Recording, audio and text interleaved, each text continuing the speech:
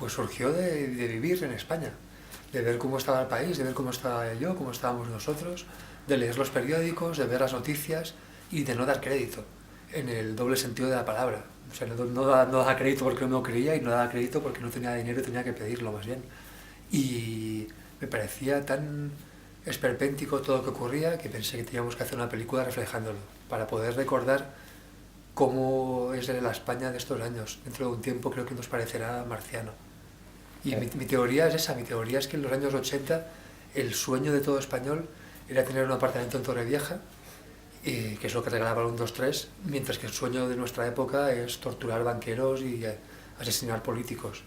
Empezó un poco así, empezó porque un amigo mío que es promotor inmobiliario me contó, empezamos a hablar y de repente me contó que quería tirotear a banqueros. Y pensé que lo decía como una especie de broma, pero él empezó a hablar y de repente me di cuenta que tenía un plan extremadamente pormenorizado, o sea, que era una fantasía que había estado desarrollando y planificando, y en la misma semana en mi librero me empezó a contar cosas parecidas y me di cuenta de que era un clamor colectivo, que había una demanda de asesinato de banqueros importante en la fantasía del español medio.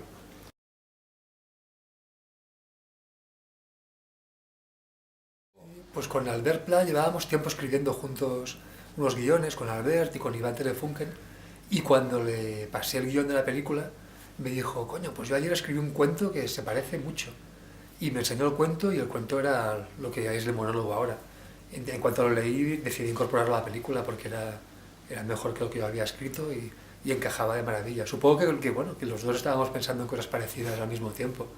Y Albert a mí me parece un genio desde siempre y, y parte del... Bueno, la película arranca mucho de las ganas de querer filmar a Albert Pla, a Iván, y poco a poco se convirtió en una luz y fue incorporando más actores, ¿no? Y más personajes.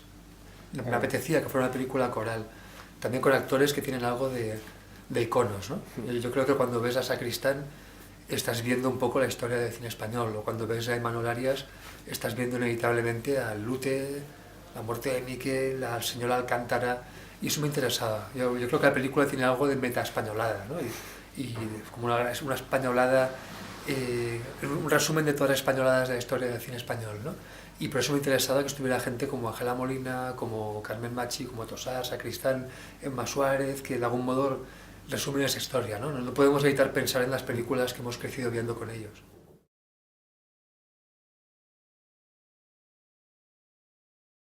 Nada, la escribí pensando en estos actores y la suerte es que la gran mayoría aceptaron con ganas y luego a medida que aceptaban pude escribir algún diálogo para encajarlo con ellos, ¿no?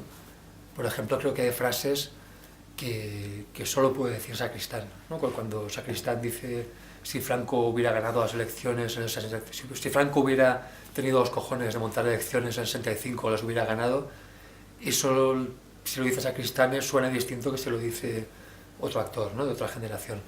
Y bueno, tuve la suerte de que los actores y los técnicos se hayan involucrado y un poco ha sido una apuesta colectiva, ¿no? Al final somos ciento y pico personas que hemos apostado por la película, que hemos trabajado sin cobrar y que nuestro hipotético sueldo lo cobraremos o no en función de si la gente la quiere ver o no la quiere ver, ¿no? Si conseguimos llegar a alguien.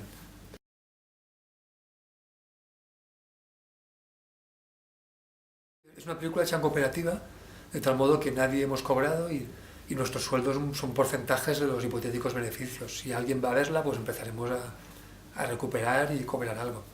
Sí, tiene algo de gran apuesta colectiva, ¿no? Todos hemos pensado que es una película que teníamos que hacer y pensamos que puede tener un público.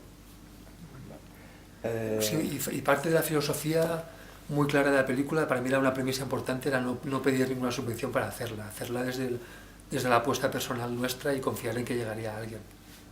Y lo mismo con las televisiones. Decidimos apostar por empezar a rodar antes de ir a las televisiones, antes de ir a pedir ninguna subvención que no pedimos, para ser completamente libres, hacer la película que quisiéramos, sin ningún tipo de cortapisas ni de interferencias.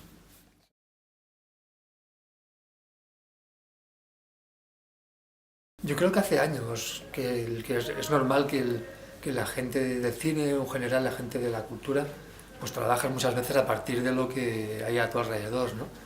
Entonces yo creo que no es un deseo que surja ahora, yo creo que es un deseo que hace años que existe, pero por un lado la producción de la película es un proceso lento.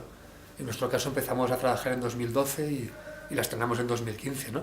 Y creo que hay otros cineastas que yo conozco que se han encontrado con, pues es que los tiempos de producción son así, y luego te encuentras también con televisiones o distribuidores que te dicen que la crisis no es un tema vendible, ¿no? Que es un tema... Bueno, en nuestro caso pensamos que la mejor forma es reírnos de nosotros mismos y reírnos un poco de todo, y pensamos que sí se puede pensar y reír al mismo tiempo, ¿no?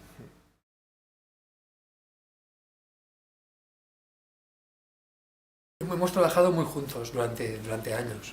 Quizás Albert Pla y Judith Farrés sean de las personas con las que más he trabajado estos años.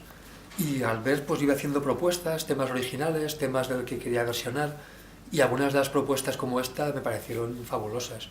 Esto fue una idea de Albert, cuando me dijo que quería meter la canción de Marco ahí, y desde, claro, hace una versión que de repente es muy cómica y a veces muy melodramática. Lo que dice la letra le venía al pelo y además hace este mismo efecto de recordar nuestra infancia, creo, ¿no? Otra idea de Albert que me encantó es cuando propuso que toda la secuencia final que una película de Hollywood hubiera montado con música de Wagner. Albert propuso hacerlo con una zarzuela, ¿no? Que sería el equivalente de Wagner en español, ¿no? Doña Francisquita, mientras Alex Brendemühl está cantando Bilbao de Brecht y Carbell, ¿no? Y ese resumen de la Troika cantando Brecht mientras sueña Doña Francisquita, la zarzuela española, creo que es muy cinematográfico y además pega mucho con la película. Sí, estas son ideas de Albert, la mayoría.